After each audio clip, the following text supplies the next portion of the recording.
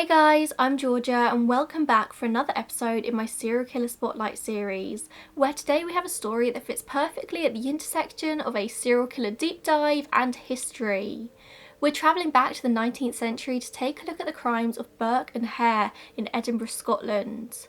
You'll often see Burke and Hare referred to as body snatchers, selling corpses to anatomists on the black market. But they don't quite fit the definition of body snatchers because they never robbed any graves. They were serial killers, cutting out the middleman by killing their 16 victims and then directly selling their bodies for profit.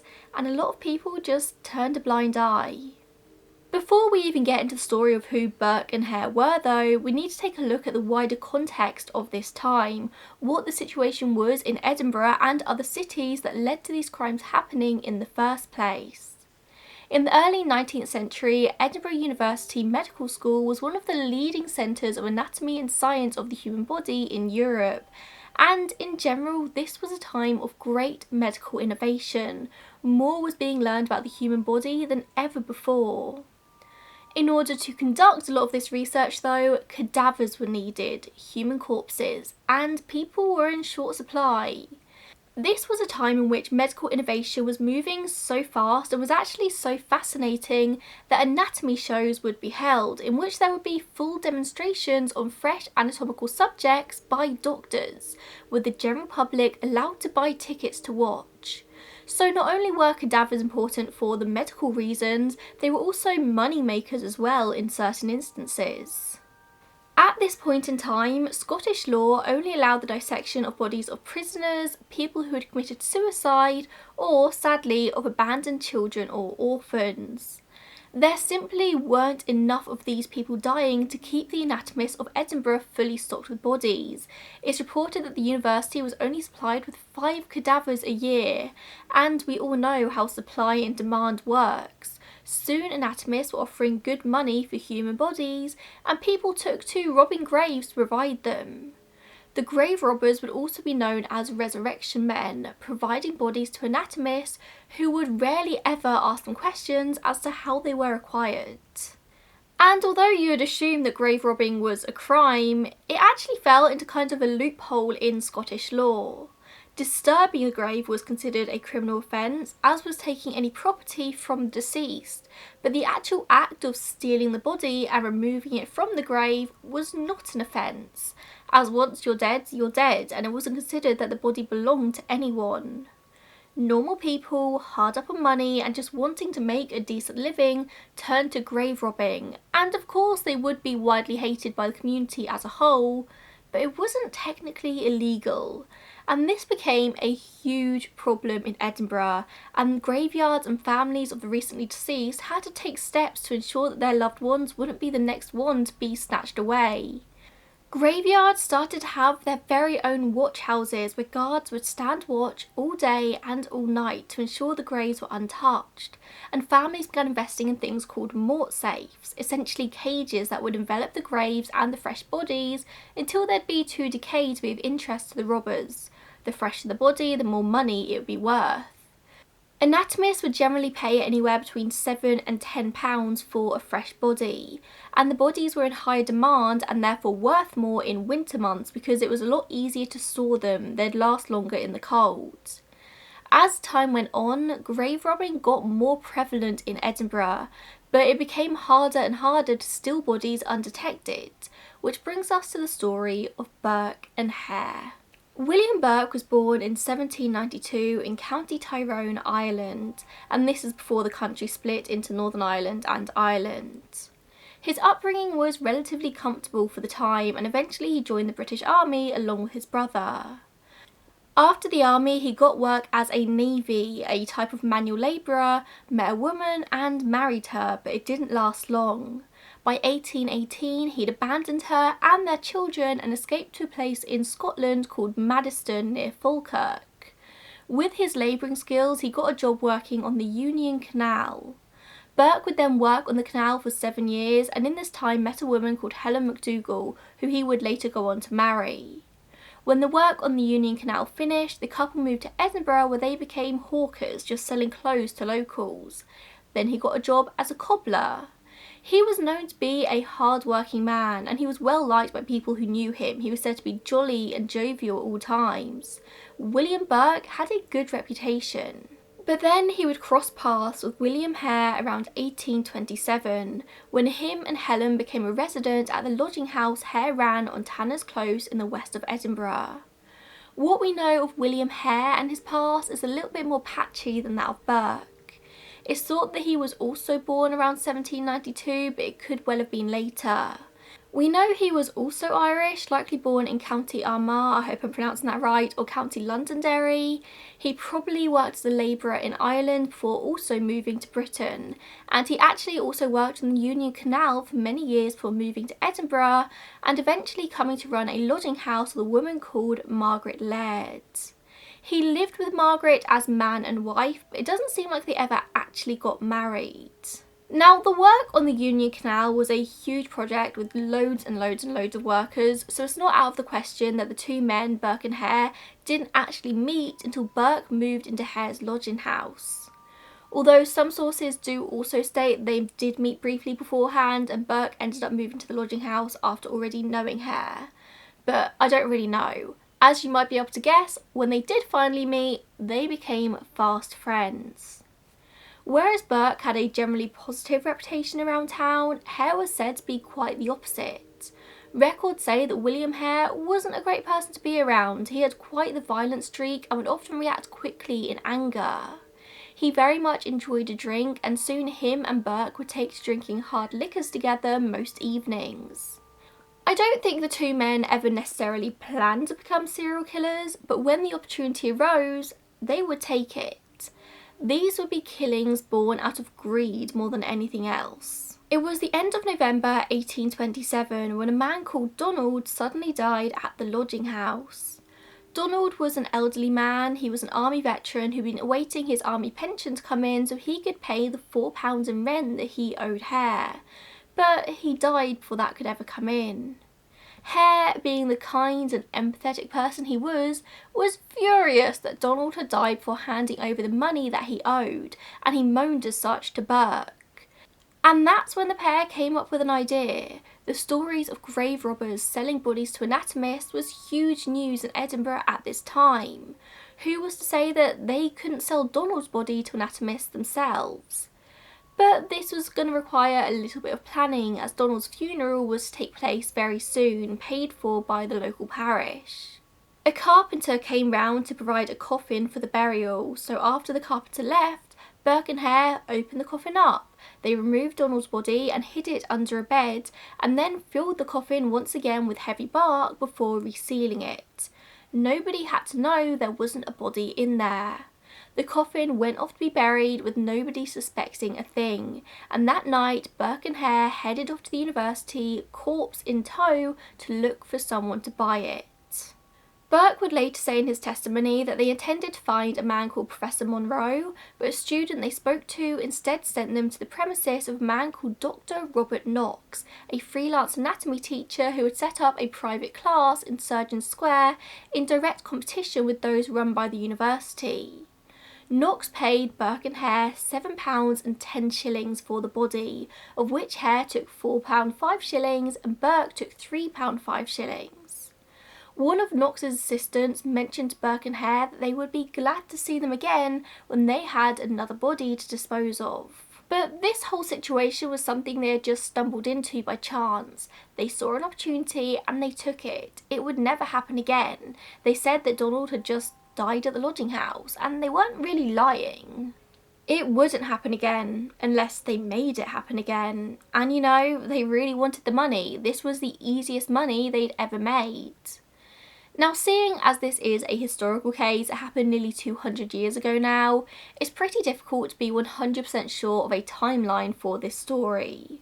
So just be aware that as I go on with this, nobody knows for sure what happened and when, and even Burke would later give 2 different timelines in his testimony. But what we do know is the next death happened in early 1828, considered to be that of either somebody called Joseph, who was lodging at the lodging house, or of a woman named Abigail Simpson. A lot of historians tend to think it was Joseph first though, so we'll go from there. The story goes that Joseph fell ill in the lodging house and Burke and Hare waited with bated breath to repeat the process all over again, only Joseph took a little bit too long to die. So murder was the logical next step for them, it seems, and the murder technique the two men came up with is something which would come to be known as burking. They would ply their victim with whiskey before Burke would lie across the chest of the victim to prevent resistance and help speed up the process, whilst Hare would pinch the nose to cause suffocation. This meant that there would be no telltale marks left on the body, and even by today's standards the process would be forensically difficult to figure out. And then they took Joseph's body to Knox once again, who this time paid them £10 for their troubles. Knox didn't ask any questions, he was just happy to have a body to dissect, and the fresher the better. After this point, it's thought that their next victim was Abigail Simpson on the 12th of February 1828. She was a pensioner who lived in a nearby village and came into Edinburgh to sell salt for a living. She was lured into the lodging home and was plied with alcohol until she was too drunk to go home. Then Burke and Hare killed her and sent her again to Knox. Then a male lodger from Cheshire who was said to have fallen ill while staying there. They justified killing people who were ill, as Hare was worried that people finding out that sick people were staying at the lodging house would be bad for business. But not every person who came to the lodging house was going to be ill, so they couldn't always use that justification. Soon they decided to entice people into the house instead, preying on Edinburgh's poorest communities, people who flew under the radar and were less likely to be missed, something that's still used by serial killers to this day, preying on people who they think will have nobody missing them. It seems that by this point, even Hare's wife, Margaret Laird or Margaret Hare, would take place in the luring, and it's said that around March she pulled an old woman into the house who would later die. All of these victims were being transported to Knox in this big old tea chest that they would just drag behind them. In April, the next victim would be Mary Patterson. And Mary was actually the first of only 3 victims who would be later named in the indictment against Burke and Hare. Mary was said to be a woman of extraordinary beauty and she was a sex worker. She met Burke along with another woman called Janet Brown and he took them back to his brother's house, but soon his wife Helen came in accusing them of having an affair. Helen went mad, a physical fight ensued with bottles being thrown and Janet soon got out of there not wanting to be involved in the drama, but Mary stayed. Soon Helen left and went to get Hare and Margaret, and then Burke and Hare then locked their wives out of the room and murdered Mary in her drunken sleep, taking the body to Knox whilst it was still warm and being paid £8 for it. By this point, there's sort of a question as to whether Knox knew what the situation was. He probably did, but he was just happy to have fresh bodies, and Burke and Hare always had an explanation. He could claim plausible deniability. When one of Knox's assistants asked them where they'd got Mary's body because he recognised her, Burke and Hare said that Mary had simply drunk herself to death. By this point, Helen, Burke's wife, also definitely knew what was going on because she kept Mary's clothes for herself. When Janet Brown later came back searching for Mary, she was told that she had left for Glasgow. Around mid-1828, a Mrs. Haldane got drunk with Burke and fell asleep, quickly being burked. Then an old woman came to the house as a lodger, and one night while she was drunk, Burke smothered her without Hare present. Then there's a woman called Effie who befell a similar fate. She was tempted in with alcohol, and when she was drunk, Hare killed her. Another victim was just a horrible victim of wrong place, wrong time. When she'd got drunk elsewhere and was being helped back to her lodgings by a local constable, Burke happened to be passing and offered to take her back himself, and the constable obliged. She was obviously swiftly killed. In the June, 2 lodgers were murdered, said to be in records, an old woman and a dumb boy, her grandson. Burke would later say that this was the worst one. Killing a child was much more difficult than the rest of his victims. These 2 bodies together were too big to be transported to Knox in the usual tea chest, so they forced them into a herring barrel and they were transported that way. Burke would later say in his confession that the barrel was put onto a horse and cart, but the horse refused to pull it all the way, so a porter had to help them take it the rest, which is dodgy because, you know, there's bodies in there. Back at the lodging house, Hare shot the horse dead in his yard, in an example of his very volatile temper. Not long after this, Burke and Hare fell out when Burke went to visit Helen's father for a little bit, and when he got back, Hare was wearing some fancy new clothes. He denied having killed anyone else, but when Burke went to check with Knox and found that sure enough he had sold another body to him, Burke was furious and actually moved out of the lodging house. But just weeks later they were back to their old tricks again, clearly having made up, drinking, getting others drunk and killing them. And they didn't discriminate. Not long after this, one of Helen's relatives came to visit her and she soon became a victim. Even killing their own relatives wasn't too far. The victim after that would be the second person to be named in the later indictment, James Wilson, known better in the community as Daft Jamie, because he was mentally disabled and walked with a limp due to being born with deformed feet. Obviously not a socially acceptable nickname today, but this was the 1800s. James made a living by begging on the streets of Edinburgh, and in the November, Hare lured him into the home with promises of whiskey. James wasn't much of a fan of whiskey though, so he didn't get as drunk as the pair would have liked. When they tried to burk him, he fought back, but was soon overpowered and taken to Knox.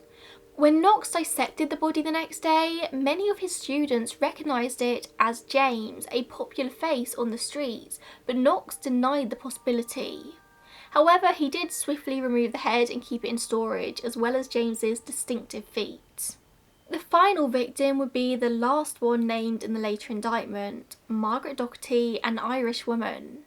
It was Halloween when she became friendly with Burke, when he claimed that he hailed from the same area of Ireland as her, and so they drank together at another local lodging house.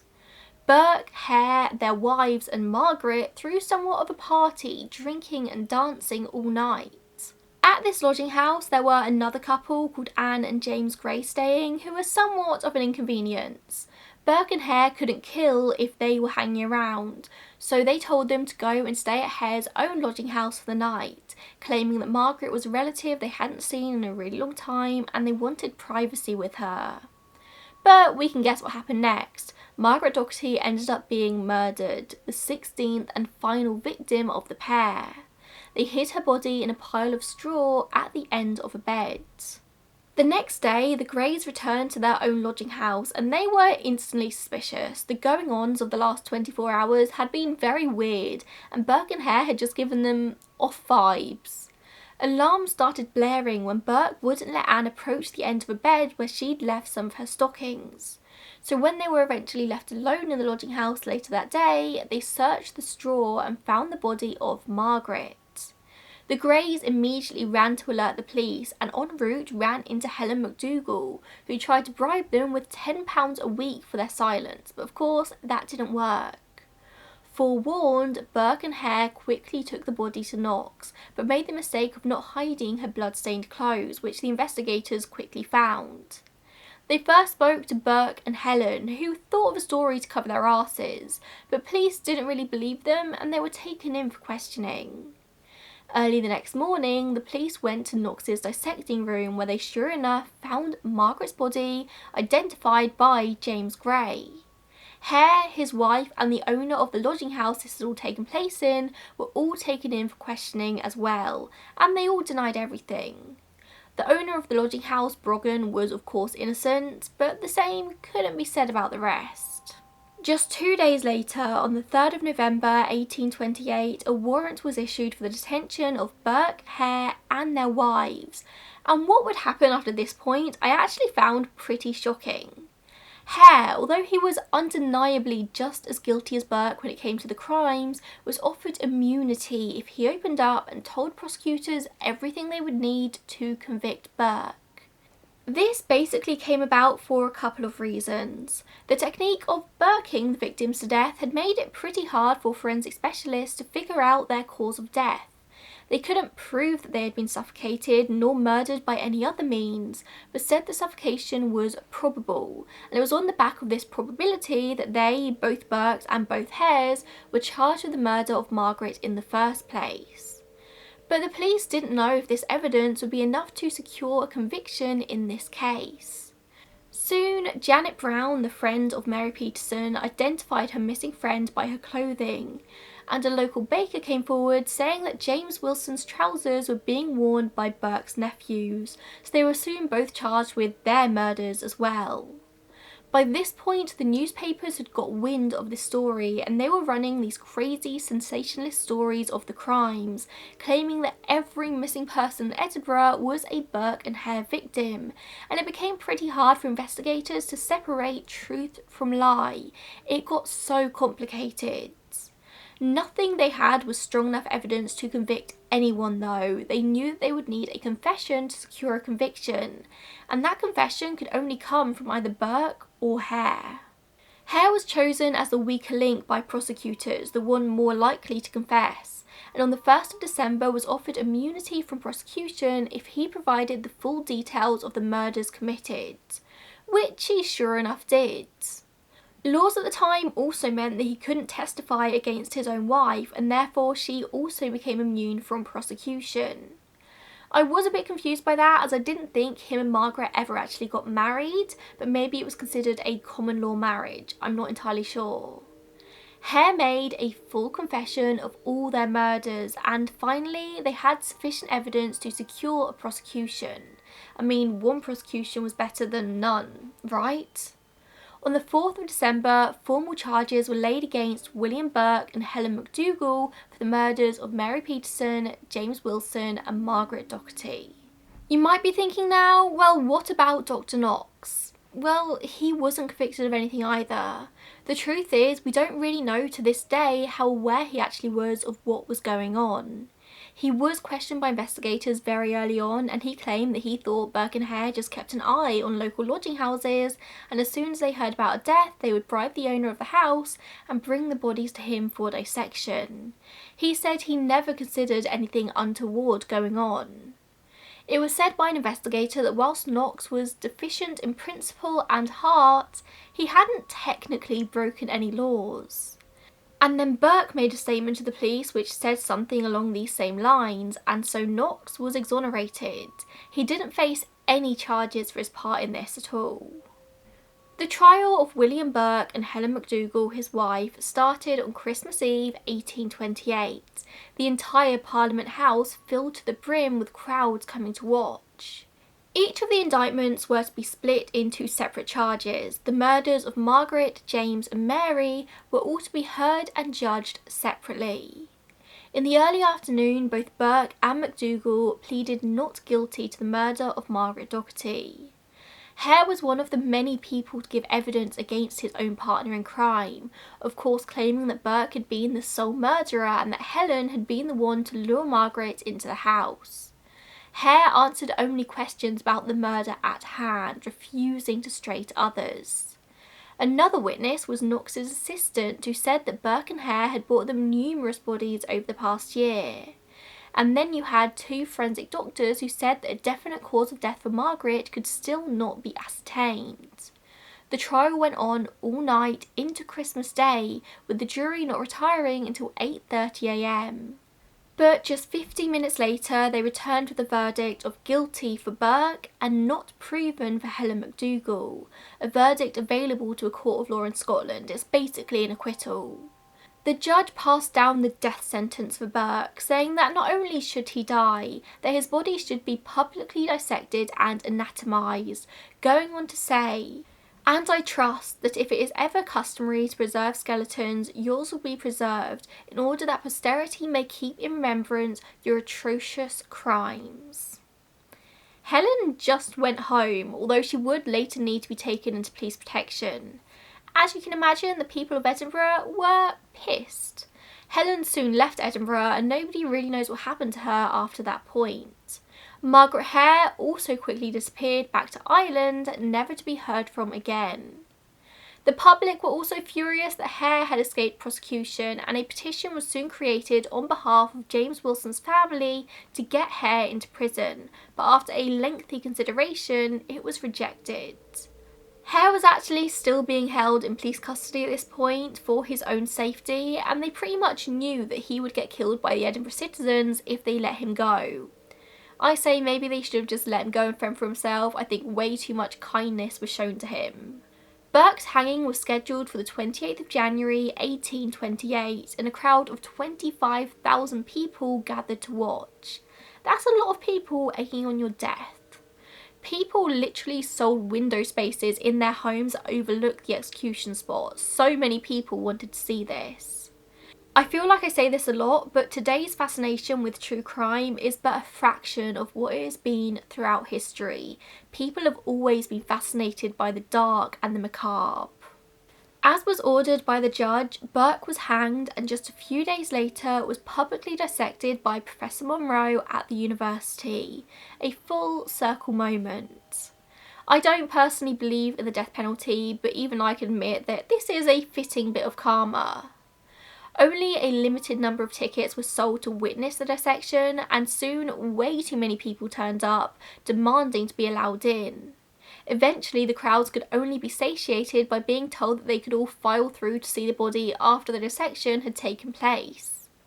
During the dissection, Professor Monroe dipped his quill into Burke's blood and wrote, "This is written with the blood of William Burke, who was hanged at Edinburgh. The blood was taken from his head."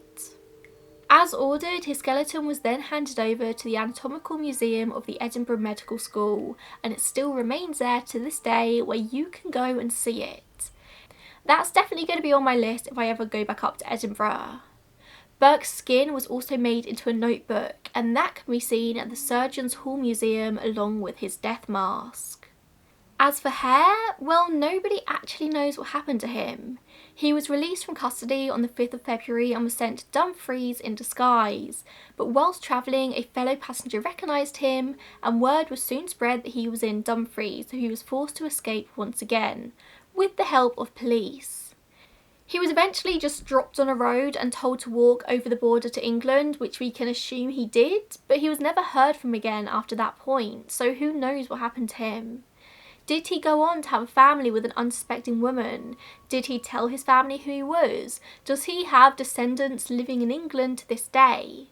Or maybe he just ended up dying alone? Or maybe he couldn't end his murderous ways and continued killing in England? We simply don't know what came of him. A small sliver of good news is that the crimes of Burke and Hare did eventually lead to a change in law. There had been rumours of laws coming into effect to regulate anatomy schools for quite a while, but these were actually rejected by the House of Lords. But the murders of Burke and Hare raised so much needed awareness of the practice of how anatomy schools got hold of bodies and the secret underworld dealing of grave robbers. Down in London, a group of grave robbers nicknamed themselves the London Burkers and started murdering people themselves to obtain corpses to sell to medical schools. In December 1831, 2 men were hanged for these crimes, and a bill was quickly pushed through Parliament, becoming the Anatomy Act of 1832. The idea of it was to make it basically easier to get hold of bodies for dissection, and hopefully end the illegal underground trade of corpses. This new act gave free licence to doctors, anatomy teachers and medical students to dissect donated bodies, provided they obtained a licence from the Home Secretary. When obtaining the licence, they accepted responsibility for the proper treatment of all bodies they were dissecting, and no longer could the dissections only be carried out on prisoners and executed murderers. They could now legally obtain corpses of people who were unclaimed after death, particularly corpses of those who had died in hospital, prison or workhouses. The regular person could also now donate the corpse of next of kin in exchange for the anatomy school paying for the burial, and you could leave your own body for dissection after death if you wished. The act was successful in its goal. It basically ended the practice of grave robbing and ensured that nobody would need to be burked ever again. Basically, teachers could get hold of more bodies so they didn't need to buy them on the black market. So there you go, the grisly tale of Burke and Hare, for which only Burke was ever convicted. This is an interesting one because I think that if it weren't for the societal situation at the time, neither of the men would ever have become serial killers. I don't think it was an innate thing in either of these, like it is with so many others that we discuss in this series. Their murdering was just a product of their time and situation. But does that make it any less horrifying? Not at all. Thank you so much for tuning in this week. Let me know if there's any other names that you'd like to see in this series, and I will see you in the next one. Bye guys.